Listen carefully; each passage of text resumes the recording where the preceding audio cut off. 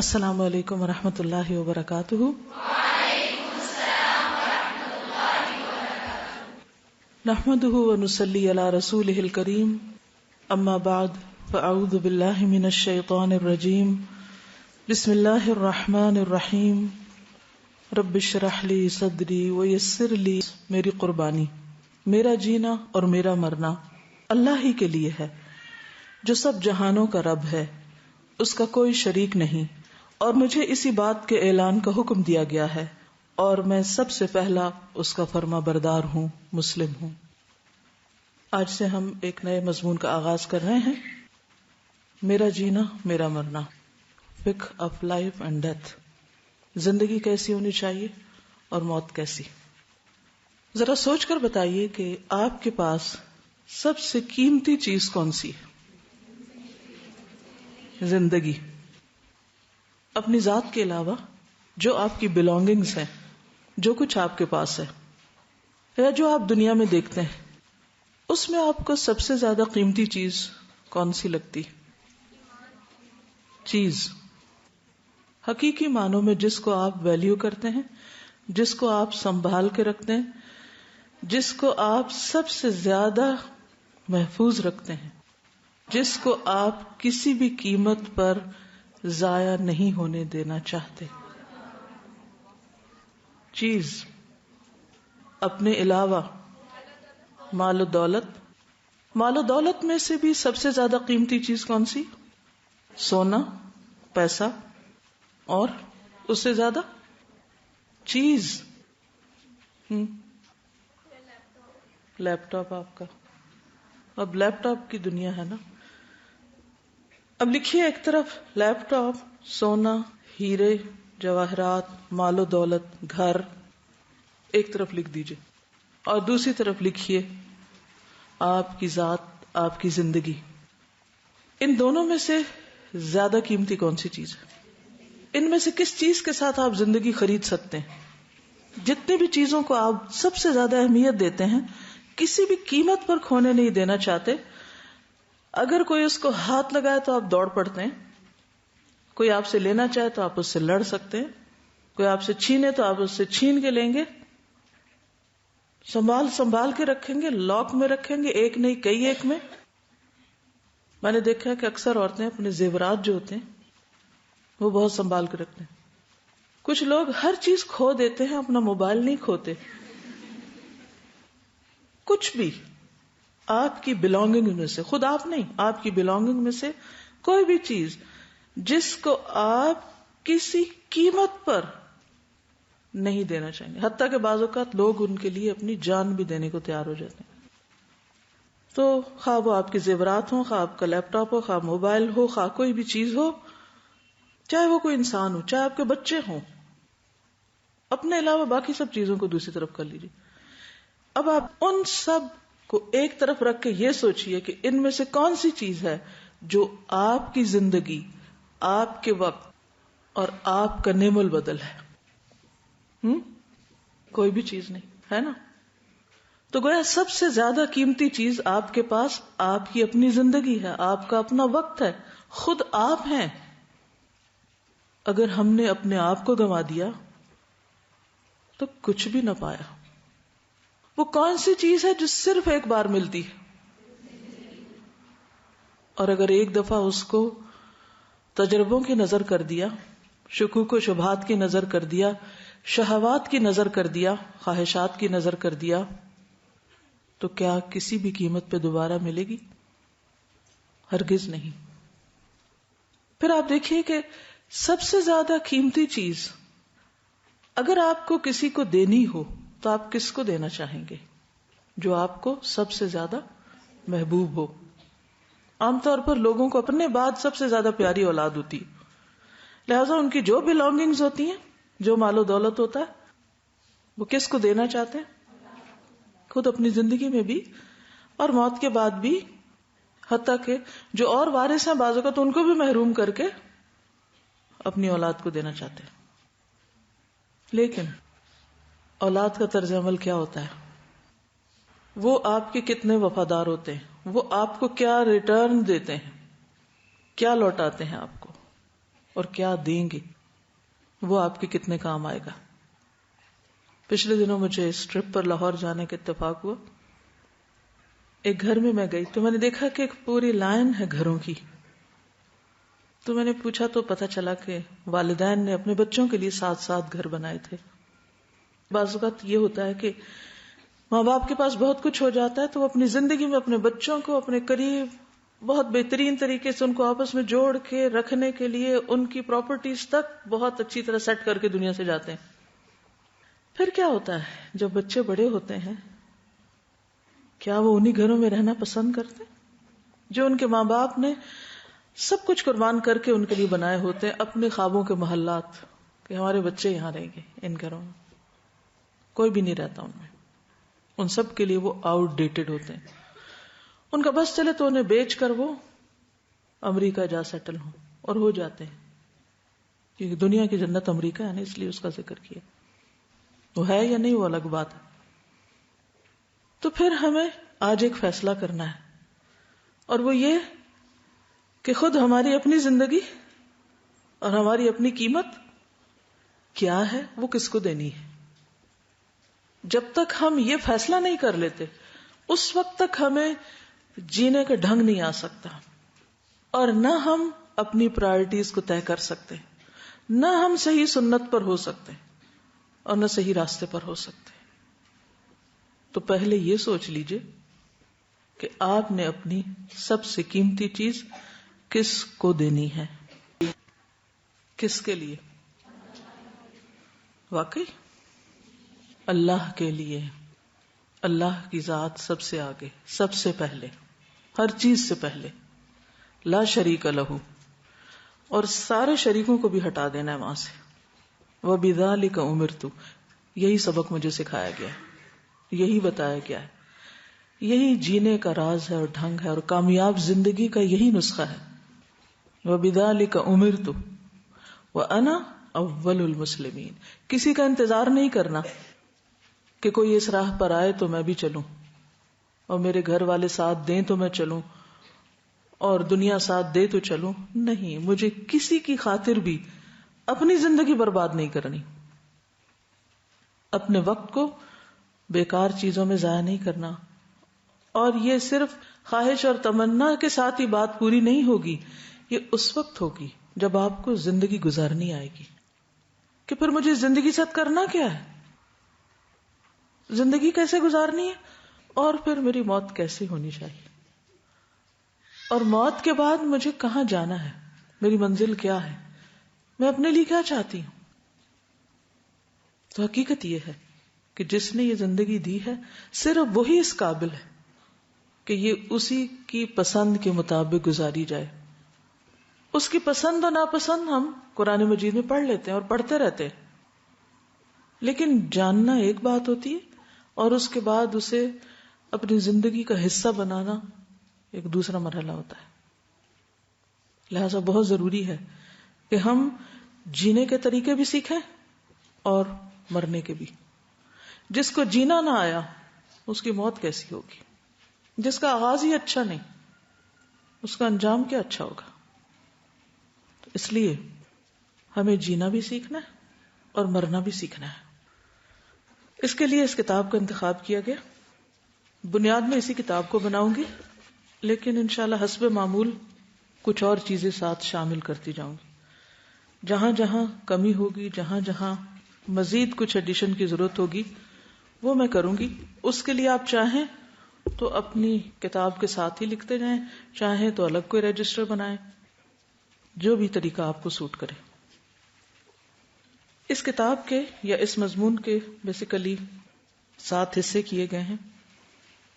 پہلا حصہ جو ہے وہ جینے سے متعلق ہے، جس میں بامقصد زندگی، صحت مند جسمانی اور روحانی زندگی، اور اس میں خصوصی طور پر صحت وغیرہ کا ذکر ہے، اور اچھی عادات اختیار کرنے کی بات ہے کہ اچھی عادتیں کیسے اختیار کی جائیں. کیونکہ جب تک کوئی بھی علم عمل میں اور کوئی عمل عادت میں نہیں ڈھلتا، اس میں تسلسل نہیں ہوتا، تو زندگی ضائع ہونے کا امکان ہوتا ہے. تو اچھی عادات کو اختیار کرنا اور عادت اختیار کرنے کے طریقے جاننا بہت ضروری ہے. پھر اس کے بعد یہ کہ جہاں صحت کی بات آتی ہے وہاں مرض بھی ہوتا ہے، بیماری بھی ہوتی ہے. تو دوسرا حصہ جو ہے وہ عیادت وغیرہ پر مشتمل ہوگا. اور عیادت میں کسی بیمار کی عیادت کریں یا کوئی ہماری عیادت کرے تو اس کے ادب آداب کیا ہیں، مختلف بیماریوں کے روحانی علاج کیسے کریں. بعض اوقات بیماری موت پر ختم ہوتی، بعض اوقات صحت ہو جاتی، اور چونکہ موت نے ایک دن آنا ہی ہے، لہٰذا اگر کوئی بیماری موت کی طرف لے جا رہی ہے تو اس کی تیاری کیسے کرے. ویسے تو موت کے لیے ہر وقت ہی تیار رہنا چاہیے، اس میں حسن خاتمہ کیسے ہو اور اس سے پہلے کرنے کے کام، وصیت وغیرہ، اور پھر موت کی مختلف قسمیں جو ہیں وہ کیا ہوتی ہیں. وفات ہو جائے تو اس کے بعد کیا کیا جائے، غسل، کفن، اور عین وفات کے وقت. کیونکہ بعض اوقات ایسا بھی ہوتا ہے کہ لوگوں کو یہ پتہ نہیں ہوتا کہ جب کوئی فوت ہو رہا ہو ہمارے پاس تو ہمیں کیا کرنا ہے. پچھلے دنوں ہم گجرانوالہ میں تھے تو وہاں پر ہم نے ایک چھوٹا سا کتابچہ آپس میں پڑھا، پردیسی یا مسافر، جو حدیث آپ نے پڑھی تھی، کن فی الدنیا کا انک غریب نو عابر سبیل، اس پر بیسڈ. تو کلاس کے بعد پھر کچھ لوگوں نے آ کے اپنے تاثرات کا اظہار کیا. تو اس میں ایک نرس تھی جنہوں نے ایک ٹرک ڈرائیور کی وفات کا ذکر کیا. وہ ہم نے ریکارڈ کر لیا، تھوڑا سا حصہ آپ کو سناتے ہیں. السلام علیکم. میں سول ہاسپٹل گجرانوالہ میں as a staff nurse duty کر رہی ہوں، اور بچپن سے ہی تقریباً میری خواہش تھی کہ میں نے جب سے الہدا کا نام سنا تھا، میرا ایک شوق تھا کہ میں الہدا میں پڑھوں. تو میرے بھائی نے مجھے بتایا کہ میں نے ایسے ایک بینر پڑھا ہے، تم کہتی ہو میں نے الہدا میں ہی پڑھنا ہے، میں نے الہدا میں ہی پڑھنا ہے. تو وہ الہدا کا بینر تھا. تو میں جب سے الہدا میں آئی ہوں، الحمدللہ اللہ کا بہت شکر ہے، میرے میں بہت سی پازیٹیو چینجز آئی ہیں. آج کے لیسن سے جو بات ہو رہی تھی وہ یہ کہ جو بندہ سوچتا ہے یا جو اس کے دل میں ہوتا ہے وہ وہیں پہ بند کر دیا جاتا ہے. تو ہمارے پاس ایک پیشنٹ آیا تھا سرگودا سے، وہ ٹرک ڈرائیور تھا، پتہ نہیں اس کو ڈاکوؤں نے کیوں مارا یا واللہ عالم جو بھی اس کے ساتھ ہوا، لیکن پیشنٹ بہت سیریس کنڈیشن میں آیا. میری آپریشن تھیٹر میں ڈیوٹی تھی، وہ آپریٹ ہوا. 2 دن وہ آئی سی یو میں رہا، وینٹیلیٹر پہ پیشنٹ ڈلا رہا. اس کے بعد وہ ٹھیک ہوا، کچھ بولنا شروع ہوا، تو ایک دم سے نا اس کی سیچوریشن ڈراپ ہونا شروع ہو گئی، اس کی بریدنگ کم ہوتی جا رہی تھی. تو وہاں جو سٹاف تھی وہ آئیں آ کے کہتی ہیں میرا پیشنٹ بہت سیریس ہے، تو تم لوگ میرے پاس ہیلپ کے لیے آ جاؤ. ہم لوگوں نے کہا چلیں ٹھیک ہے. ہم لوگ گئے، پھر واپس آگے پیشنٹ کچھ اسٹیبل تھا، ہم لوگوں کی اپنی ڈیوٹی تھی. تو بعد میں انہوں نے next day as a human being ایک ہمدردی تھی دل میں، کیونکہ اس کے گھر والے بھی نہیں پہنچے تھے اس پیشنٹ کے، کوئی اس کو جانتا نہیں تھا وہ کون ہے. تو میں نے کہا آپ کا پیشنٹ کیسا ہے؟ تو انہوں نے مجھے جو بات بتائی وہ آج تک مجھے بھولی نہیں ہے. وہ کہتی ہیں کہ رات ہی جب میں دوبارہ گئی تم لوگ بزی تھے، تو وہ جو پیشنٹ تھا وہ دوبارہ سیریس ہو گیا. کہتے ہیں مجھے اس پیشنٹ نے کہا ہے بجی کلمہ پڑھیں. تو کہتے ہیں میں نے کہا کہ بھائی تم خود کلمہ پڑھو. تو وہ پیشنٹ کہتا ہے میرے سے نہیں پڑھا جا رہا، کوئی کلمہ پڑھے نا. تو تب تک نہ اس کے کچھ جاننے والے آ چکے تھے لیکن اس کے گھر والے نہیں پہنچے تھے. تو وہ جو اس کے پاس 2 لوگ بیٹھے تھے لڑکے تھے وہ، تو وہ انہیں کہتا ہے یار تم لوگ ہی کلمہ پڑھو نا. تو کہتے ہیں کہ وہ آگے سے کہتے ہیں کہ لوگ تو کلمہ تب پڑھتے ہیں جب کسی کی موت آ رہی ہوتی ہے، تو ہم کیوں تمہارے پاس کلمہ پڑھیں. یہ ایک میں سوچ کی بات کر رہی ہوں. اور اس انسان کی خواہش آج تک مجھے حیرت ہوتی ہے کہ وہ پتہ نہیں کیسا اللہ کا بندہ تھا. کہتے ہیں کہ اس نے کم از کم 10 دفعہ یہ خواہش کیا کہ کوئی بندہ کلمہ پڑھو، کوئی بندہ کلمہ پڑھو. اور کہتے ہیں کہ میرے دیکھتے دیکھتے 100 90 80 ایون 10 to 0 پہ اس کی سیچوریشن آ گئی. پیشنٹ ایکسپائر کر گیا لیکن کسی نے اس کے پاس کلمہ نہیں پڑھا. اور کہتے ہیں کہ جب اس نے بار بار کہا کلمہ پڑھو مجھے آ نہیں رہا، وہ یہ بھی کہتا رہا مجھے آ نہیں رہا، میرے سے پڑھا نہیں جا رہا. تو ایون ہم لوگ یہ خود دیکھتے ہیں کہ 40 50 تک سیچوریشن جانے کے بعد پیشنٹ بول نہیں سکتا. کہتے ہیں وہ 10 سیچوریشن تک وہ پیشنٹ بولتا رہا ہے کہ کوئی میرے لیے کلمہ پڑھ دو، کوئی میرے لیے کلمہ پڑھ دو. کہتے ہیں پھر اینڈ پہ بجی کہتے ہیں میں اس کے پاس گئی ہوں انجیکشن لگانے کے لیے، تو اس نے ایسے مجھے پکڑ کے کہا بجی تم مسلمان نہیں ہو. تو کہتے ہیں میرے ذہن میں یہ تھا کہ خدا نہ خواستہ اس میں کوئی شیطان ہے جو اس طرح سے، میں ایک فیمیل ہوں یہ ایک میل ہے مجھے ایسے ٹچ کر. کہتے میں نے غصے سے کہا چھوڑو میرا ہاتھ، یہ کیا کر رہے ہو؟ تو کہتا ہے باجی مجھے لگتا ہے تم واقعی مسلمان نہیں ہو، تم کلمہ پڑھو. تو یہ چیز ابھی تک مجھے نہ اس پیشنٹ کی شکل بھولتی ہے نہ وہ باجی کی بتائی بات بھولتی ہے. باجی کہتے ہیں اس کے بعد سارا دن میں گھر جا کے روتی رہی جب وہ پیشنٹ ایکسپائر ہو گیا کہ دیکھو ہم لوگ کیسے مسلمان ہیں کہ ایک بندہ مرنے میں کلمے کی خواہش کرتا رہے. لیکن ایک تو اس میں یہ چیز آ جاتی ہے کہ ہم لوگوں کے کلمہ تب پڑھا جاتا ہے جب موت آ رہی ہوتی ہے، یہ سورہ یاسین تب پڑھتے ہیں جب موت آ رہی ہوتی ہے. تو کہتے ہیں سارا دن روتی رہی کہ وہ بندہ کلمے کی خواہش کرتا کرتا مر گیا، اور ہم سب مسلمان وہاں بیٹھے تھے اور کسی نے اس کے لیے کلمہ نہیں پڑھا۔ یہ جہالت کی حالت ہے. یہ ان لوگوں کا حال ہے جن کے سامنے دن رات مریض فوت ہوتے ہیں آئی سی یو میں. بہت کم لوگ وہاں سے نکلتے ہیں. میں بہت دیر تک سوچتی رہی کہ وہ خود کیوں نہ پڑھ سکا کلمہ. وہ دوسروں کو کہتا رہا، وہ خود نہیں پڑھ سکا. مرنے والے پہ کیا گزرتی ہے تو مرنے والا ہی جانتا ہے. ہم اس کیفیت کا اندازہ ہی نہیں کر سکتے. لیکن بعض اوقات وہ تکلیف اتنی شدید ہوتی ہے کہ اس کا دماغ معوف ہو جاتا ہے. اس پر ایک اور بچی آئی اور وہ کہنے لگی کہ اس کا آپریشن تھا، اور جب ڈاکٹر نے کہا کہ کلمہ پڑھو تو وہ کلمہ اس کو یاد نہیں آ رہا تھا.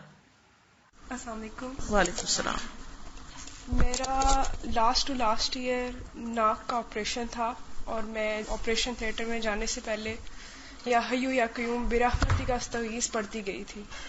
لیکن میری روٹین میں استغفر اللہ نہیں ہے اتنا کلمہ پڑھنا. تو جب میں آپریشن تھیٹر میں ٹیبل پہ لیٹی تو میں نے سوچا کہ میں کلمہ پڑھ لوں، لیکن اس ٹائم دماغ اتنا معاف ہو گیا تھا کہ میرے ذہن میں کلمہ نہیں آ رہا تھا. اتنے یعنی کہ میری وینز غائب ہو گئی، میں سفید ہو گئی کہ جس طرح بندے کے حواس نہیں قائم رہتے، کہ مجھے اس بندے کے خیال آ رہا تھا کہ موت کی شاید ڈر کی وجہ سے، اس سختی کی وجہ سے اس کے ذہن سے کلمہ تک نکل گیا جو ہم پہلی چیز سیکھتے ہیں.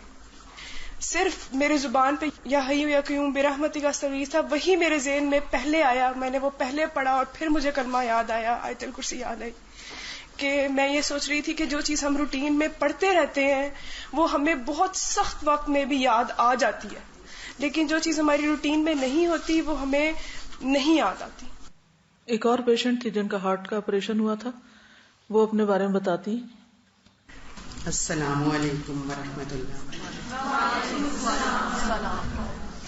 3 سال ہو گئے ہیں میرے میاں کی ڈیتھ ہو گئی ہے، اور میں ذکر یہ کرنا چاہتی ہوں کہ واقعی قرآن پاک میں بہت طاقت ہے. 4 ماہ ہو گیا میرا ہارٹ کا آپریشن ہوا تھا. ہارٹ کے آپریشن کے دوران ڈاکٹروں نے کہا ہے کہ اندر آئیں.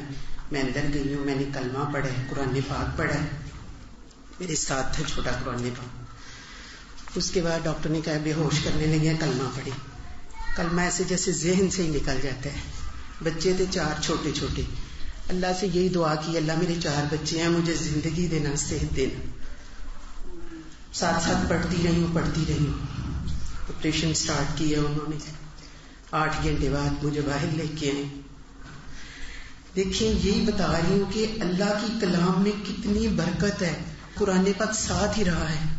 10-15 منٹ بعد مجھے ہوش آ گئی ہے.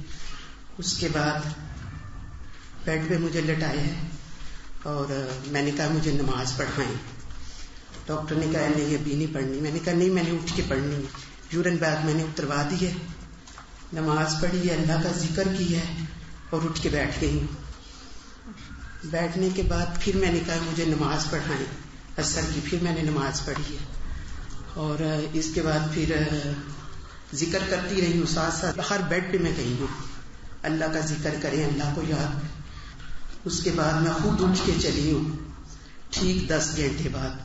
اتنا بڑا میرا ہارٹ کا آپریشن تھا، لیکن اللہ نے مجھے شفا دی ہے صرف اپنی کلام کے صدقے، اپنے قرآن پاک کے صدقے. اور یہ میری ساری بہنوں سے التجا ہے کہ قرآن پاک کو سینے میں بند کر لیں اور ساتھ یاد کریں اور اللہ کا بہت ذکر کریں. شکریہ، جزاک اللہ. ایک کے بعد ایک شخص جو آ رہا تھا وہ اسی تجربے کا ذکر کر رہا تھا کہ عین اس وقت بدحواسی میں یا تکلیف میں یا خوف کے مارے کلمہ یاد نہیں آ رہا تھا. تو حسن خاتمہ سب سے بڑی خوش قسمتی ہے. اچھا خاتمہ، لا الہ الا اللہ پر خاتمہ، ایمان کے ساتھ خاتمہ، اللہ کی یاد اور اللہ کی محبت کے ساتھ دنیا سے رخصت ہونا، یہ ہم سب کی بہت بڑی تمنا ہونی چاہیے. اور اس کے لیے ہمیں اپنے آپ کو تیار بھی کرنا چاہیے.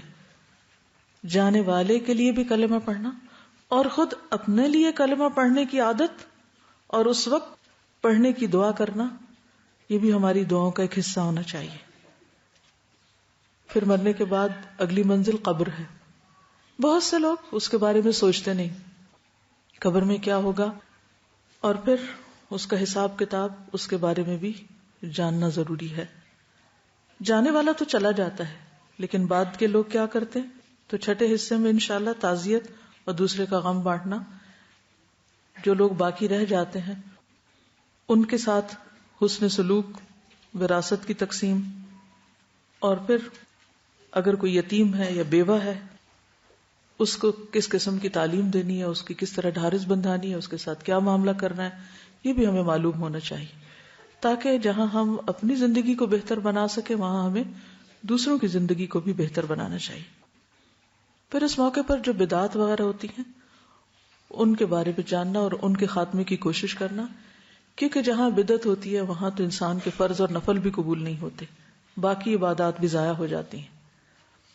تو ان کو کس طرح ختم کیا جائے، وہ کون سی چیزیں ہیں جو نہیں کرنی چاہیے، ان کے بارے میں ہمیں علم بھی ہونا چاہیے اور ان کے خاتمے کی کوشش بھی. اور پھر آخری حصہ ایصال ثواب، کہ مرنے والے کے لیے کیا کیا کیا جا سکتا اور کیا نہیں کیا جا سکتا. تو انشاءاللہ یہ مختصر سا خلاصہ ہے آپ کے اس سبجیکٹ کا، جو وقت کے ساتھ ساتھ انشاءاللہ اس پر میں ایلیبوریٹ کرتی رہوں گی. لیکن پڑھتے وقت دونوں چیزیں سامنے رکھیے، ایک یہ کہ اپنے لیے کیا کرنا ہے اور دوسروں کے لیے کیا کرنا ہے. جب ہم دوسروں کی بھلائی سوچیں گے تو انشاءاللہ اللہ تعالی ہمارے لیے بھی بھلائی کے راستے کھول دے گا. ان تنصروا اللہ ینصرکم، مدد آنے کا یہی طریقہ ہے. اللہ کی مدد جب آتی ہے جب انسان دوسروں کی مدد کرتا ہے. اگر آپ چاہتے ہیں آپ کے ساتھ اچھا ہو تو آپ دوسروں کے لیے اچھے بن جائیں.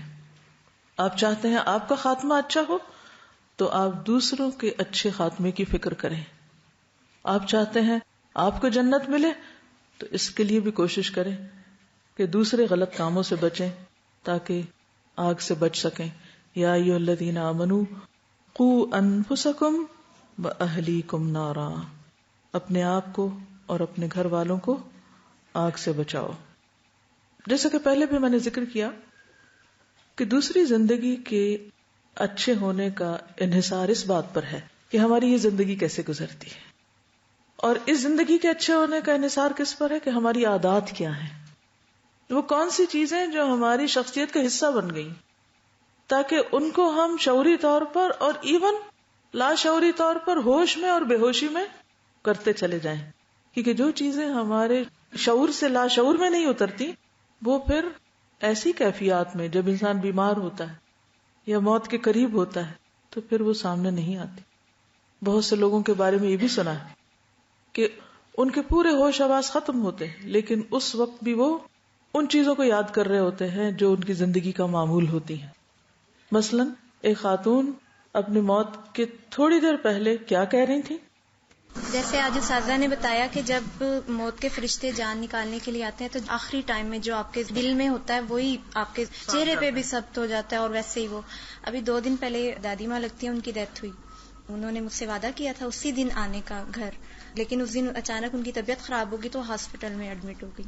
تو اس دن امی ان کا پتہ کرنے گئی تو وہ کہتی ہیں کہ آج تو میں نے اس سے وعدہ کیا تھا، میں نے ادھر آنا تھا، دیکھو اللہ نے مجھے کہاں پہنچا دیا. اور انہیں ذکر کی اس قدر الحمدللہ عادت تھی، وہ 2 سنت پڑھ کے اس کے بعد سورۃ الفاتحہ پانی دم کر کے رکھا کرتی تھی ڈیلی. انہیں دوائیوں سے زیادہ اس پہ بلیو تھا. اب ان کے دونوں گلاس ایسے ہی دم والے پڑے رہے ہیں، مطلب دم انہوں نے کیا ہوا تھا لیکن جیسے ہی 2 سنت پڑے اس کے بعد دم کر کے ان کو وامٹنگ شروع ہوئی، خون کی الٹیاں وغیرہ آئی اور ہاسپٹل میں چلی گئی. وہاں پہ جا کے انہوں نے یہی کہا کہ میں نے اس سے وعدہ کیا تھا، اور وہ لوگوں سے وعدوں کی اتنی پابند تھی اور ذکر کی انہیں الحمدللہ اتنی عادت تھی کہ وہاں پہ جیسے ہی وہ ہاسپٹل میں گئی ہیں ان پہ غشی تاڑی ہو رہی تھی تھوڑی تھوڑی دیر بعد. لیکن جب ان کی موت کا وقت آیا تو ایک دم انہیں جھٹکا لگا. انہوں نے اپنی بیٹی کو کہا میری تسبیح کہاں ہے؟ انہوں نے ہاتھ کو زور سے جھٹکا دیا تو ان کی بیٹی نے کہا اب تو ہاسپٹل میں آپ کو نہیں لے دوں گی. کہتے اس کے بعد ان کی 2 منٹ کے بعد جان نکل گئی. اس سے 1 منٹ پہلے انہوں نے اپنی بیٹی کو کہا میں نے واش روم جانا ہے، تو کہتی ہے مجھے ٹیشو یوز نہ کرانا، اچھی طرح میری طہارت کرو. تو انہوں نے ان کو اچھی طرح کروایا. کہتی آ کے لیٹی ہیں، ہماری امی کی جان ایسے نکلی ہے جیسے ایک پھول کو آرام سے رکھ دیتے ہیں. اور انہوں نے استغفار، کلمہ اور سب کچھ پڑھا، حالانکہ وہ اتنی تکلیف میں تھی، پہلے بھی ہوش تھی. تو اگر آپ واقعی چاہتے ہیں کہ آخری وقت میں استغفار نصیب ہو، کلمہ نصیب ہو، ذکر ہو، تو پھر اسے زندگی کا معمول بنانا ہوگا، اسے اپنی عادت کا حصہ بنانا ہوگا. اب اس کے لیے کیا کر سکتے ہیں؟ تو انشاءاللہ کتاب کے پہلے حصے میں ہم زندگی کو بہتر طریقے سے گزارنے کے بارے میں چند باتیں پڑھیں گے. کوئی بھی کام کرنے کے لیے آپ کو وقت چاہیے اور اس کے ساتھ ساتھ کرنے کی ہمت طاقت چاہیے. ہمت طاقت کے لیے صحت چاہیے. اگر صحت نہیں تو کچھ بھی نہیں. بیمار انسان دوسروں کے لیے بھی ایک بوجھ بن جاتا ہے, دوسروں کے لیے وبال جان بن جاتا ہے, مصیبت بن جاتا ہے. اس لیے اچھی صحت 1000 نعمت ہے. وہ جیسے شروع سے آپ محاورہ پڑھتے ہیں, تندرستی 1000 نعمت. ہو سکتا ہے کبھی آپ نے اس پہ سوچا نہ ہو کہ 1000 نعمت کا کیا مطلب. یعنی کوئی نعمت ایک نعمت ہوتی ہے اور کوئی نعمتیں 1000 نعمتوں کے برابر ہوتی ہیں. انہی میں سے ایک صحت ہے. اللہ سبحانہ و تعالیٰ نے انسان کو بہترین حالت پر پیدا کیا ہے. لقد خلقنا الانسان فی احسن تقویم, سورۃ التین. سورۃ الانفطار میں اللہ تعالیٰ فرماتے ہیں الذی خلقک فسواک فعدلک, وہ ذات جس نے تجھے پیدا کیا پھر درست کیا پھر متوازن بنایا. یعنی اللہ نے ہم کو بہت اچھے حال میں پیدا کیا ہے, بہت عمدہ طریقے سے پیدا کیا ہے. یہ ہماری زیادتیاں ہوتی ہیں اپنے ساتھ, یہ ہماری اپنی کوتاہیاں ہوتی ہیں, یہ ہمارا اپنا غیر متوازن طرز زندگی ہوتا ہے جس کی وجہ سے ہم بیمار پڑتے ہیں. اللہ سبحانہ و تعالیٰ نے ہمیں صحت و سلامتی کے ساتھ صحیح اعضاء کے ساتھ پیدا کیا ہے. سورۃ التغابن میں آتا ہے خلق السماوات والارض بالحق وصورکم واحسن صورکم والیہ المصیر. اس نے آسمانوں اور زمین کو حق کے ساتھ پیدا کیا اور تمہاری صورتیں بنائیں تو بہت عمدہ بنائیں اور اسی کی طرف پلٹ کر جانا ہے. یعنی زندگی میں اللہ تعالیٰ نے آپ کو ایک اچھا جسم دیا ہے صحت سلامتی کے ساتھ, تو اسے اچھے کاموں میں استعمال کریں کیونکہ واپسی اسی کی طرف, اسی کے سامنے جا کھڑے ہونا ہے. رسول اللہ صلی اللہ علیہ وسلم نے فرمایا نعمتان, 2 نعمتیں ایسی ہیں, نعمتان مغبون فیہما کثیر من الناس الصحۃ والفراغ. صحیح بخاری کی روایت ہے اللہ تعالیٰ کی 2 نعمتیں ایسی ہیں جن کے بارے میں اکثر لوگ خسارے میں ڈالے گئے, دھوکے میں رہے. ایک تندرستی اور دوسری فراغت. بہت سے لوگ ان 2 نعمتوں کی قدر نہیں کرتے. ہمیں کیا کرنا ہے؟ ان دونوں چیزوں سے بھرپور فائدہ اٹھانا ہے, وقت, فراغت اور پھر صحت مند زندگی, خصوصی طور پر جوانی, جب سارے اعضاء سلامت ہوتے ہیں اور انسان کے اندر بھرپور طاقت ہوتی. بہت سے لوگ ان 2 نعمتوں کے بارے میں دھوکے میں رہتے ہیں یا خسارے میں ڈالیں گے کا مطلب کیا ہے, یعنی وہ ان کی قدر نہیں کرتے اور اپنے جسم کو ابیوز کرتے ہیں. حالانکہ ہمیں صحت کی حفاظت کرنے کا حکم دیا گیا ہے, تو ہم میں سے ہر ایک پر لازم ہے پہلا کام کہ صحت کی حفاظت کریں, صحت کی قدر کریں. یہ بھی عبادت ہے.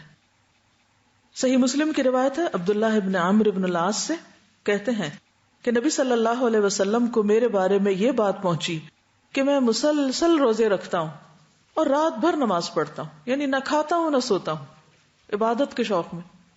تو آپ نے میری طرف پیغام بھیجا کہ ادھر آؤ بات سنو. میں نے آپ سے ملاقات کی.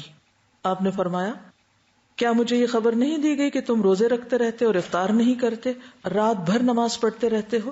تو تم اس طرح نہ کرو, کیونکہ تمہاری آنکھوں کا بھی تم پر حق ہے, تمہارے نفس کا بھی تم پر حق ہے, تمہاری بیوی کا بھی تم پر حق ہے. تم روزہ بھی رکھو اور افطار بھی کرو, نماز بھی پڑھو اور سو بھی, اور ہر 10 دنوں میں سے 1 دن کا روزہ رکھو, یعنی مہینے میں 3 روزے. یہ تمہارے لیے پورے مہینے کے روزوں کا اجر بن جائے گا. یعنی گویا جو شخص مہینے میں 3 روزے رکھ لے اس کے پورے مہینے کے روزے ہو گئے. ایک نیکی کا ثواب کتنا ہے؟ 10 کا. من جاء بالحسنۃ فلہ 10 امثالها. ایک اور روایت میں ہے کہ آپ نے ان سے فرمایا فإنک اذا فعلت ذلک حجمت عینک ونفحت نفسک. لیکن اگر تم ایسا کرو گے تو تمہاری آنکھیں بیٹھ جائیں گی, یعنی دیکھ نہیں سکو گے پھر کچھ عرصے بعد, یعنی سو گے نہیں تو, اور تمہاری جان ناتواں ہو جائے گی, کچھ نہیں کر سکو گے. اس لیے عبادت میں بھی اعتدال, اور بہترین اعتدال کہاں سے نظر آتا ہے؟ کتنا سونا چاہیے, کتنا کھانا چاہیے, کتنے روزے رکھنے چاہیے, کتنی دیر رات میں جاگنا چاہیے, نبی صلی اللہ علیہ وسلم کے طریقوں سے. یاد رکھیے کہ نیک انسان کے لیے صحت مال سے بھی بہتر ہے. جیسے پہلے میں نے ذکر کیا نا کہ آپ کی زندگی کی قیمت لیپ ٹاپ سے زیادہ ہے، گولڈ کے سیٹ سے زیادہ ہے، ہیرے جواہرات سے زیادہ ہے. اسی طرح صحت بھی ان سب چیزوں سے زیادہ قیمتی ہے، کیونکہ بعض اوقات آپ صحت حاصل کرنے کے لیے زندگی بھر کی پونجی خرچ کر ڈالتے ہیں اور پھر بھی اسے نہیں لے پاتے. عبداللہ بن خبیب اپنے چچا سے روایت کرتے ہیں کہ ہم لوگ ایک مجلس میں تھے کہ رسول اللہ صلی اللہ علیہ وسلم تشریف لائے، سر مبارک پر پانی کے اثرات تھے. ہم نے عرض کیا، اے اللہ کے رسول صلی اللہ علیہ وسلم، ہم آپ کو بہت خوش دیکھ رہے ہیں. آپ نے فرمایا ہاں. پھر لوگ مالداری کا تذکرہ کرنے لگے، مال دولت کی باتیں، بزنس کی جیسے عام طور پہ ہوتی ہیں. تو رسول اللہ صلی اللہ علیہ وسلم نے فرمایا، اللہ سے ڈرنے والے کے لیے مالداری میں کوئی حرج نہیں، یعنی مالدار ہونا کوئی بری بات نہیں، لیکن ساتھ اللہ کا ڈر ہو، کیونکہ جس کے اللہ کا ڈر ہوگا وہ حرام ذریعے سے مال نہیں کمائے گا، وہ مال حاصل کرنے کے لیے غلط طریقے نہیں اختیار کرے گا، غصب نہیں کرے گا، چوری ڈاکہ نہیں ڈالے گا، وہ صحیح طریقہ اختیار کرے گا. تو جس شخص کے اندر اللہ کا ڈر ہو اس کے لیے مالدار ہونے میں کوئی حرج نہیں. البتہ اللہ سے ڈرنے والے کے لیے مالداری سے زیادہ بہتر چیز صحت ہے، اور دل کا خوش ہونا بھی نعمت ہے، کیونکہ بہت سے لوگ تو ہر وقت صرف کڑتے رہتے ہیں، صرف غمگین رہتے ہیں، پریشان رہتے ہیں، فکر مند رہتے ہیں. تو یہ بھی کوئی عبادت نہیں، ہر وقت ٹو مچ وری کرنا. تو دل کا خوش ہونا بھی ایک نعمت ہے. تو آپ یہ دیکھیے کہ کون سی چیزیں ہیں جائز حلال جس سے آپ خوشی حاصل کر سکتے ہیں.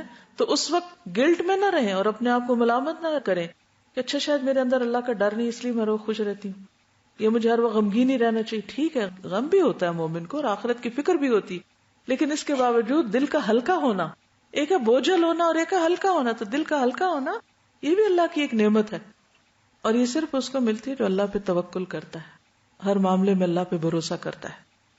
تو نبی صلی اللہ علیہ وسلم نے اس وقت جب کہ لوگوں کی پوری توجہ مال کی طرف تھی، آپ نے فرمایا صحت اس سے زیادہ بہتر ہے، یہ دنیا کی بہترین نعمت ہے. رسول اللہ صلی اللہ علیہ وسلم نے فرمایا، سنن الترمذی کی روایت ہے، جس شخص نے اس حالت میں صبح کی کہ اسے اپنے بارے میں امن ہو، بدن کے لحاظ سے تندرست ہو، اس کے پاس اس دن کے لیے روزی موجود ہو، تو گویا اس کے لیے ساری دنیا جمع کر دی گئی. مالدار ترین انسان ہے جس کے پاس یہ تین نعمتیں. کون سی؟ امن، تندرستی اور روزی. تین لفظوں کو ہائی لائٹ کر لیں اور صبح کے وقت اپنا جائزہ لیں کہ کیا یہ تین چیزیں میرے پاس ہیں. معاذ بن رفاع اپنے والد سے روایت کرتے ہیں کہ ابو بکر صدیق رضی اللہ عنہ ممبر پر کھڑے ہوئے، پھر روئے اور فرمایا، گزشتہ سال رسول اللہ صلی اللہ علیہ وسلم اس ممبر پر کھڑے ہوئے. یہ کہہ کر ابو بکر پھر رو پڑے، کیونکہ ان کے بعد ان کو خلیفہ بنایا گیا تھا، تو آپ کے ممبر پر وہ آتے تھے. فرمایا، اللہ سے معافی اور عافیت کا سوال کرو، کیونکہ یقین کے بعد عافیت سے بڑھ کر نعمت کسی کو نہیں دی گئی. عافیت کیا ہے؟ امن، روزی، صحت، یہ سب چیزیں عافیت سے تعلق رکھتی کہ انسان بہت سے قسم کے شر اور آزمائشوں اور تکلیفوں اور بیماریوں سے محفوظ رہے. بہترین دعا بھی عافیت کی دعا ہے. صبح شام کی دعاؤں میں عافیت کی دعا موجود ہے. آپ سب پڑھتے ہیں؟ نہیں تو یاد کر لیجئے، اسے پڑھا کیجئے، کیونکہ بہت بڑی نعمت ہے صحت اور عافیت. حضرت انس کہتے ہیں کہ نبی صلی اللہ علیہ وسلم کا گزر کچھ ایسے لوگوں پر ہوا جو تکلیفوں میں مبتلا تھے. اپنی تکلیفیں یاد کر لیجئے، تکلیفوں میں مبتلا تھے. ان کو دیکھ کر آپ نے فرمایا، کیا یہ لوگ اللہ سے عافیت کا سوال نہیں کرتے؟ یہ عافیت نہیں مانگتے؟ تو جب بھی زندگی میں کچھ تکلیفیں محسوس ہوں تو کرنے کا کام کیا؟ اللہ سے عافیت مانگے. عباس بن عبد المطلب کہتے ہیں کہ میں نے کہا، یا رسول اللہ، علمنی شیئا اسألہ اللہ عز وجل. قال سل اللہ العافیہ. عباس جو آپ کے چچا ہیں وہ کہتے ہیں، اللہ کے رسول صلی اللہ علیہ وسلم مجھے کوئی ایسی بات بتائیں جس سے میں اللہ عز وجل سے سوال کروں، یعنی مانگوں، دعا کروں. آپ نے فرمایا، آپ اللہ سے عافیت مانگے. عباس کہتے ہیں کہ میں نے کچھ دن بعد پھر آ کے کہا، اے اللہ کے رسول صلی اللہ علیہ وسلم مجھے کوئی ایسی بات بتائیں جس کے ساتھ میں اللہ سے دعا مانگوں، یعنی جس کا میں سوال کروں. آپ نے فرمایا، اے عباس، اے اللہ کے رسول کے چچا، اللہ سے دنیا اور آخرت میں عافیت کا سوال کریں. یعنی آپ نے وہی چیز دوبارہ دہرائی، کیونکہ اگر عافیت ہوگی کس کس چیز میں؟ دنیا آخرت میں. دین میں، مال میں، اولاد میں، باقی جو بھی ہمارے متعلقات ہیں، اپنے سامنے، پیچھے، دائیں بائیں، اوپر نیچے، ہر طرف سے.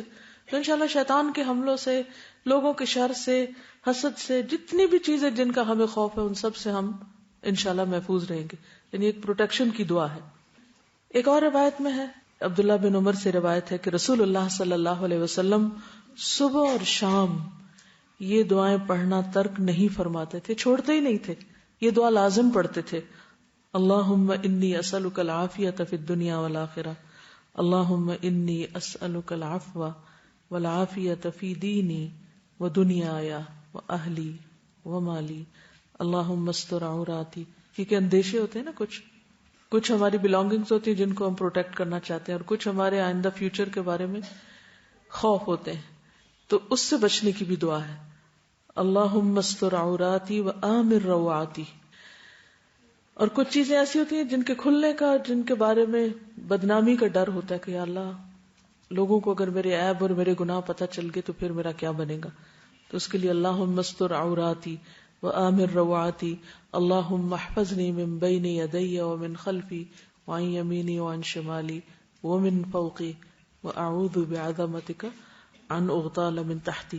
کیونکہ ہمیں بعضوں کو کچھ فوبیاز ہوتے ہیں، کچھ لوگوں کو ڈر ہوتا ہے چھت گر جائے گی، کچھ لوگوں کو ڈر ہوتا ہے کہیں زمین نہ پھٹ جائے، کچھ کو یہ ہوتا ہے ادھر سے کچھ نہ آ پڑے، ادھر سے نہ کچھ لگ جائے. تو ہر طرف سے پروٹیکٹ کر دیا گیا ہے. تو اب آپ نے کیا کرنا ہے، اس دعا کو پڑھنے کی عادت ڈال لینی ہے. ٹھیک ہے. اس کا فائدہ کیا ہے؟ کیونکہ انسان کی عبادت میں خشوع و خضوع، مثلا نماز ہی پڑھنی ہے، اس میں خشوع و خضوع، ذکر میں، کام میں، پڑھنے میں، پڑھانے میں، جو بھی آپ دن بھر میں کام کرتے ہیں ان سب کے اندر سکون اسی وقت ہوگا. اچھے طریقے سے آپ جب ہی کر سکیں گے جب یہ دو نعمتیں آپ کے پاس ہوں گی. اس کے ساتھ اس بات کی بھی فکر کہ زندگی کم ہے، لہذا اس کی قدر کرنی ہے. دنیا کی زندگی محدود زندگی. سنن ترمذی میں آتا ہے رسول اللہ صلی اللہ علیہ وسلم نے فرمایا میری امت کی عمریں 60 سے 70 سال کے درمیان ہوں گی، بہت کم لوگ اس سے آگے بڑھیں گے. 60 سے 70. چلیے اپنی زندگی کو 60 سال گن لیجئے مثلا، اور دیکھیے کتنے سال کے آپ ہو چکے ہیں، تو باقی کیا ہے. جس دن میں نے یہ حدیث پہلی دفعہ پڑھی تھی تو مجھے ایسے لگ رہا تھا جیسے میرے جسم کے اندر روح نہیں. اتنا خوف آیا تھا اس کو پڑھ کے کہ بس اتنے سال رہ گئے، اور کتنے کام کرنے ہیں ابھی، اور ان کاموں کے لیے پر دن کتنے ہیں، کیا میں کر سکوں گی؟ اگر نہیں تو میں آج کیا کر رہی ہوں، کون سی چیزیں غیر اہم ہیں. اور میں باقاعدہ اس کے لیے دعا مانگنا شروع کر دی کہ اللہ میری زندگی سے غیر اہم چیزوں کو باہر نکال دے تاکہ میں اہم پر فوکس کر سکوں، کیونکہ یہ دوبارہ تھوڑی ملے گی، یہ وقت دوبارہ نہیں آئے گا. چلیے اگر اللہ تعالیٰ رحم فرمائے اور 70 سال تک انسان پہنچ جائے تو بھی کتنی زندگی، ان دنوں کو بھی آپ کاؤنٹ کر سکتے ہیں. نمبرڈ ڈیز ہیں جن میں سے ہر روز لا محالہ ایک کم ہو جاتا ہے، آپ چاہیں یا نہ چاہیں. ڈراپ ہو جاتا ہے، ایک نکل جاتا ہے، آؤٹ ہو جاتا ہے، ختم ہو جاتا ہے، مائنس ہو جاتا ہے. اور اگر اس سے زیادہ جیے بھی انسان تو بیماریاں اور کمزوریاں اس طرح انسان کو گھیر لیتی ہیں کہ کوئی زیادہ پروڈکٹیو کام ہو نہیں سکتا. جو آپ کرنا چاہتے ہیں پھر وہ صرف چاہت رہ جاتی ہے، کر نہیں پاتے، ہوتا نہیں. اور اس وقت ندامتیں اور ریگریٹس اور پشیمانیاں اور زیادہ بڑھ جاتی ہیں، جو اب ہیں ان سے کئی گنا زیادہ بڑھا لیجئے ان کو. اور پھر وہ انسان کے ذہن کو معوف کر دیتی ہے، کچھ سوچنے سمجھنے کی صلاحیت نہیں رہتی، اور خصوصاً انسان اگر دوسروں پر ڈیپینڈنٹ ہو جائے. اسی لیے نبی صلی اللہ علیہ وسلم نے 5 چیزوں کو 5 سے پہلے غنیمت جاننے کو کہا. صحیح ترغیب و ترہیب کی روایت ہے، نبی صلی اللہ علیہ وسلم نے فرمایا 5 چیزوں کو 5 چیزوں سے پہلے غنیمت جانو. اپنی جوانی کو اپنے بڑھاپے سے پہلے، اپنی صحت کو بیماری سے پہلے، اپنی مالداری کو فقیری سے پہلے کہ آپ کے پاس کچھ ہے اس سے پہلے کہ کچھ نہ رہے، اپنی فراغت کو مشغولیت سے پہلے، اور اپنی زندگی کو موت سے پہلے. اور قیامت کے دن جو سوال کیے جائیں گے ان میں سے ایک سوال یہ بھی ہوگا کہ صحت سے کیا فائدہ اٹھایا. سنن ترمذی کی روایت ہے، رسول اللہ صلی اللہ علیہ وسلم نے فرمایا قیامت کے دن بندے سے سب سے پہلے جن نعمتوں کے بارے میں پوچھا جائے گا وہ ہیں کیا ہم نے تمہارے جسم کو صحت نہیں عطا کی تھی، کیا ہم نے تمہیں ٹھنڈے پانی سے سیراب نہیں کیا تھا، یعنی ان چیزوں کا سوال ہوگا کہ پھر تم نے اس صحت کے ساتھ کیا کیا، اور ٹھنڈے پانی کے ساتھ. ٹھنڈا پانی ریپرزینٹ کرتا ہے ان ساری نعمتوں کو جو ہمارے لیے ایک راحت کا ذریعہ بنتی. پھر تم نے کیا کیا. پھر یہ ہے کہ اپنی صحت کے علاوہ اپنے بال بچوں اور اپنے لواحقین اور اپنے آس پاس والوں کی صحت کی بھی فکر اور اس کی دعا کرنی چاہیے، کیونکہ صحت مند ماحول ہی انسان کو اچھے کاموں کے کرنے کی صلاحیت بخشتا ہے اور اس کے لیے تیار کرتا ہے. کیونکہ اگر آپ صحت مند بھی ہیں اور گھر میں کوئی ایک طرف ایک پڑا کرا رہا ہے اور دوسری طرف کوئی اور بیمار پڑا ہوا ہے تو آپ کا سارا دن کس میں چلا جائے گا؟ تیمارداری میں. تو اس لیے آپ کی ذمہ داری میں آپ کے بچے ہوں یا باقی گھر والے بڑے ہوں بزرگ ہوں تو اس کی بھی فکر کریے. ان کے لیے بھی اللہم انی اسألک العافیۃ فی الدنیا والآخرہ، اللہم انی اسألک العفو والعافیۃ فی دینی و دنیایا و اہلی و مالی، اللہم استر عوراتی و آمن روعاتی، اللہم احفظنی من بین یدی و من خلفی وعن یمینی وعن شمالی ومن فوقی واعوذ بعظمتک ان اغتال من تحتی. کتنی خوبصورت دعا ہے. اگر آپ اس عافیت کے بیچ میں ہیں تو انشاءاللہ بہت کچھ کر سکیں گے. یعنی یہ پہلا قدم ہے، پہلا نقطہ ہے. جان ہے تو جہان ہے، صحت ہے تو سب کچھ کر لیں گے، صحت نہیں تو کچھ بھی نہیں کر سکتے. اس لیے جینے میں پہلا قدم یا جینے کے لیے پہلی چیز یہی ضرورت ہے. حضرت عائشہ بیان کرتی ہیں کہ جب رسول اللہ صلی اللہ علیہ وسلم مدینہ تشریف لائے تو ابو بکر اور بلال بخار میں مبتلا ہو گئے، آب و ہوا سوٹنے کی. ابو بکر رضی اللہ عنہ جب بخار میں مبتلا ہوئے تو یہ شعر پڑھتے کہ ہر آدمی اپنے گھر والوں میں صبح کرتا ہے، حالانکہ اس کی موت اس کی جوتی کے تسمے سے بھی زیادہ قریب ہے. کیونکہ عام طور پہ جب بیمار ہوتا ہے انسان تو سب سے زیادہ کس کو یاد کرتا ہے؟ موت کو. یہ لگتا ہے بس اب تو ہم مر ہی جائیں گے اور اب پتہ نہیں دوبارہ بستر سے اٹھتے بھی ہیں کہ نہیں. اور بلال رضی اللہ عنہ جب بخار اترتا تو آپ بلند آواز سے یہ پڑھتے، کاش میں ایک رات مکہ کی وادی میں گزار سکتا اور میرے چاروں طرف اذخر اور جلیل گھاس ہوتی. یعنی اپنے پچھلے گھر کو یاد کرتے. کاش ایک دن میں مجنہ کے پانی پہ پہنچتا اور کاش میں شامہ اور طفیل کے پہاڑوں کو دیکھ سکتا. یعنی مکہ کو مس کرتے تھے جہاں سے وہ ہجرت کر کے آئے تھے. قدرتی بات تھی. تو رسول اللہ صلی اللہ علیہ وسلم نے یہ سن کر فرمایا، اے اللہ ہمارے دلوں میں مدینہ کی محبت اسی طرح پیدا کر دے جس طرح مکہ کی محبت ہے، بلکہ اس سے بھی زیادہ. اے اللہ ہمارے سع اور ہمارے مد پیمانے ہیں، ان میں برکت ڈال دے. اے اللہ مدینہ کی آب و ہوا ہمارے لیے صحت خیز کر دے، یہاں کے بخار کو جوفہ میں بھیج دے. اگر آپ اپنے گھر سے تنگ ہیں، گھر والوں سے تنگ ہیں، ہاسٹل میں تنگ ہیں، سسرال میں تنگ ہیں، کسی جاب سے تنگ ہیں، تو کیا کریں؟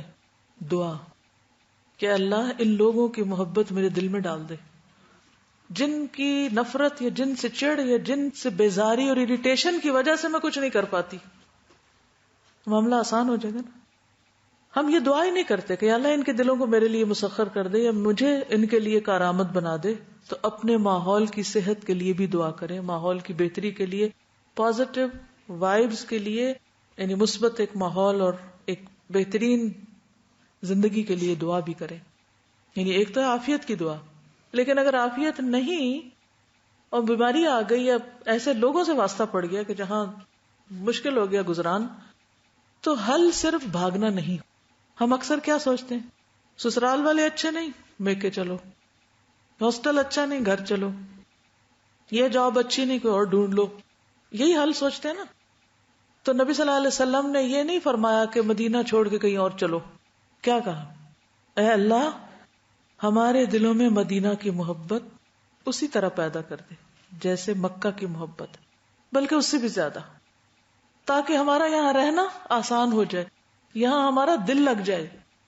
کریں گے یہ دعا؟ کیونکہ کچھ چیزیں ہم چینج نہیں کر سکتے، کچھ چیزوں سے نہیں بھاگ سکتے، اور ضروری نہیں کہ جہاں سے بھاگ کے جا رہے ہیں جہاں جائیں گے وہاں بھی وہی ہوگا. وہاں بھی اگر یہی کچھ ہوا تو بھاگنے کا کیا فائدہ؟ الم تر الی الذین خرجوا من دیارہم وہم الوف حذر الموت فقال لهم اللہ موتوا. وہاں بھی موت آ جائے گی، وہاں بھی جس سے بھاگے وہ چیز کیا پتہ سامنے ہو، پھر وہی آ جائے. تو بہتر ہے اسی کی تبدیلی کی دعا کریں کہ اللہ اسے ٹھیک کر دے. شوہر کی طرف سے تنگی ہے, بچوں کی طرف سے تنگی ہے, وہ پریشان کرتے ہیں, سسرال تنگ کرتے ہیں, ہمسائے برے ہیں, کچھ بھی. تو ایک لسٹ بنائی کون کون مجھے تنگ کرتا ہے, میں کس کس سے پریشان ہوں, جو میری صحت خراب کر رہے ہیں. عام طور پہ آپ دیکھیے کہ جب صحت کی باتیں پڑھتے نا تو وہ صحت کے اصولوں کی کتابیں, وہاں یہ نہیں ہوگی جو ہمیں قرآن و سنت سکھا رہا ہے. وہاں یہی باتیں ہوں گی کہ ایکسرسائز کریں, اور وہ چیزیں بھی ٹھیک ہیں, غذا کا خیال رکھیں, پانی اتنے گلاس روز پئیں, یہ کریں اور یہ کریں. لیکن دعا کا پہلو مسنگ ہے کہ ہر ٹیڑھے انسان کے لیے دعا کریں کہ وہ آپ کے لیے سیدھا ہو جائے تاکہ آپ کی زندگی آسان ہو جائے, یا یہ کہ آپ کے دل سے وہ نکل جائے, بوجھ اتر جائے اور آپ اس کی طرف سے بے فکر ہو جائیں تاکہ آپ سکون سے کچھ کر سکیں. ورنہ اگر ساری زندگی اگر آپ دیکھیں صبح سے شام تک آپ صرف اس پریشانی میں کہ یہ شخص کیا کر رہا ہے میرے ساتھ اور میں نے اس کو کیا جواب دینا ہے, اور اس نے میرے ساتھ یہ کیا تو میں ایسے پیش آؤں گی, کیا یہ آپ کے ایک دن کا ایک پروڈکٹیو استعمال ہے؟ یعنی آپ ایک دن میں پروڈکٹیو ہو سکتے ان سوچوں کے ساتھ, اس انتقامی رویے کے ساتھ اور اس قسم کی نفسیات کے ساتھ؟ آپ کبھی بھی کچھ نہیں کر سکتے. یہ زندگی ضائع کرنے کا سب سے نمبر 1 فیکٹر ہے کہ آپ کسی کام کے نہیں ہیں. آپ نماز پڑھ رہے ہیں وہی منفی خیال, کھانا کھا رہے ہیں وہی تکلیف, سو رہے ہیں تو وہی سوچیں کیا فائدہ. تو اسے ٹھیک کریں, اسے فکس کریں, اور وہ آپ نہیں کر سکتے, اللہ ہی کر سکتا ہے. اس کے لیے دعا کریں. پھر ہے انداز زندگی. کیسا انداز زندگی ہونا چاہیے؟ معتدل, سادہ. کیونکہ جب تک اعتدال نہیں ہوگا ہماری بہت سی جسمانی قوتیں, مال و متاع, وقت ضائع ہو جائے گا. اور خصوصی طور پر سمپلسٹی جو ہے, سادگی جو ہے, قناعت, اس سے انسان بہت ہلکا پھلکا رہتا ہے. اور سادہ زندگی گزارنا ایمان کی علامت ہے, جیسے ابو داؤد کی روایت میں آیا. ایک اور موقع پر آپ صلی اللہ علیہ وسلم نے فرمایا فسددوا وقاربوا وابشروا, صحیح بخاری کی روایت ہے, سیدھے سادے رہو, میانہ روی اختیار کرو. سددوا وقاربوا یعنی اعتدال کی راہ اختیار کرو. اور یہ جو قاربو ہے یہ اصل میں تشدد کے مخالف ہے, یعنی ایکسٹریمسٹ بن کے نہ رہو, اور حشاش بشاش رہو, ہلکے پھلکے رہو. رسول اللہ صلی اللہ علیہ وسلم نے فرمایا وہ آدمی کامیاب ہو گیا جس نے اسلام قبول کیا. وَأَنَا مِنَ الْمُسْلِمِينَ, ضرورت اور کفایت کے مطابق اسے روزی نصیب ہو گئی, اور اللہ نے اسے اپنی نعمتوں پر قناعت کی دولت عطا کر دی. یعنی جو اس کے پاس ہے اس پہ وہ راضی یا خوش ہے, قناعت ہے. کیونکہ جب انسان عیش و عشرت کی زندگی کے پیچھے پڑ جاتا ہے اور غیر ضروری چیزوں کی تلاش میں نکل پڑتا ہے تو پھر اس کی پریشانیوں کی کوئی انتہا نہیں ہوتی, کیونکہ وہ کہیں مطمئن ہوتا ہی نہیں, کسی چیز پہ راضی ہوتا ہی نہیں. اور خصوصاً جب انسان عیش و عشرت کا عادی ہو جائے اور کسی موقع پر وہ نعمتیں چھن جائیں یا وہ زندگی نہ ہو تو پھر انسان ڈپریشن میں چلا جاتا ہے, انسان کی زندگی یوں لگتا ہے ختم ہو جائے گی. معاذ بن جبل سے مروی ہے کہ رسول اللہ صلی اللہ علیہ وسلم نے جب انہیں یمن بھیجا تو فرمایا ناز و نعم کی زندگی سے بچنا, اپنے آپ کو بہت ساری چیزوں کا عادی نہیں بنا لینا, کیونکہ اللہ کے بندے ناز و نعم کی زندگی نہیں گزارا کرتے. رسول اللہ صلی اللہ علیہ وسلم نے فرمایا میری امت کے بدترین لوگ وہ ہیں جو عیش و عشرت میں رہیں, عیش و عشرت میں رہیں اور اسی پر ان کے جسموں کی پرورش ہو. حضرت عمر کا قول ہے ایاکم والتنعم وزی اہل الشرک ولبوس الحریر. صحیح مسلم کی روایت ہے تمہیں عیش و عشرت اور مشرکوں والے لباس اور ریشم پہننے سے پرہیز کرنا چاہیے. تو ضروریات زندگی کو مختصر رکھنا چاہیے, انہیں بڑھاتے نہیں جانا, انہیں ایک لمٹ میں رکھنا ہے. اس کے لیے ایک ایکسرسائز کیجئے کہ جتنی بھی چیزیں آپ کے پاس ہیں گھر میں یا جو بھی آپ کی بلانگنگز ہیں, ہر چیز کو دیکھ کر اپنے آپ سے یہ سوال کیجئے کہ کیا یہ میری ضرورت ہے یا ایسے صرف دل کی تسلی کے لیے رکھا ہوا, کیا واقعی مجھے ضرورت ہے اس کی. کیونکہ کچھ چیزیں انسان کے لیے ضروری ہوتی ہیں اور کچھ چیزیں صرف لگژری میں آتی ہیں, عیش و عشرت میں آتی. تو ضرورت کی چیزیں رکھنے والا ہی کامیاب ہے. جتنی زیادہ عیش و عشرت کے سامان ہوں گے اتنے ہی وبال جان ہوں گے, کیونکہ آپ کی زندگی ان چیزوں کو حاصل کرنے, پھر انہیں مینٹین کرنے انہیں ٹھیک کرنے اور انہیں اپنے مقام پہ رکھنے میں ہی گزر جائے گی، اور آپ کی زندگی کا ایک قیمتی حصہ صرف دنیا کو سنوارنے میں ہی لگ جائے گا، اور آپ اپنے آپ کو سنوارنا بھول جائیں گے. تو زیادہ بہتر کیا ہے، خود کو سنوارے یا مادی چیزوں کو سنوارے؟ خود کو سنوارے. لیکن کس قدر افسوس کی بات ہے کہ ایک طرف ہم کہتے ہیں ہماری زندگی سب سے قیمتی چیز ہے، اور دوسری طرف ہم صرف اپنے فرنیچر کو یا دنیا کے جو ہم نے سامان اکٹھے کیے ہیں ان کو زیادہ قیمتی سمجھتے ہیں، اور ایک بڑا حصہ ان کی چاکری میں لگا دیتے ہیں، صرف ان کو خوبصورت بنانے، صرف ان کو سنوارنے، اور صرف ان کو ایک نمائش کی چیز بنانے میں، یا ایک وقتی دل لگانے کے لیے، یا تعریف حاصل کرنے کے لیے، یا لوگوں میں کوئی نام پیدا کرنے کے لیے. تو ہمیشہ اپنے آپ سے پوچھے کہ یہ جو میں کر رہا ہوں اس کا میری آخرت کے لیے کتنا فائدہ ہے، اور یہاں دنیا میں مجھے کیا فائدہ ہوگا اس کو کر کے. نبی صلی اللہ علیہ وسلم نے فرمایا تمہارے لیے دنیا سے اتنا کافی ہے جتنا مسافر کا زاد راہ ہوتا ہے. عبداللہ بن عمر بیان کرتے ہیں رسول اللہ صلی اللہ علیہ وسلم نے میرا کندھا پکڑ کر فرمایا کن فی الدنیا کأنک غریب او عابر سبیل، دنیا میں اس طرح رہو جیسے کوئی مسافر یا پردیسی ہوتا ہے.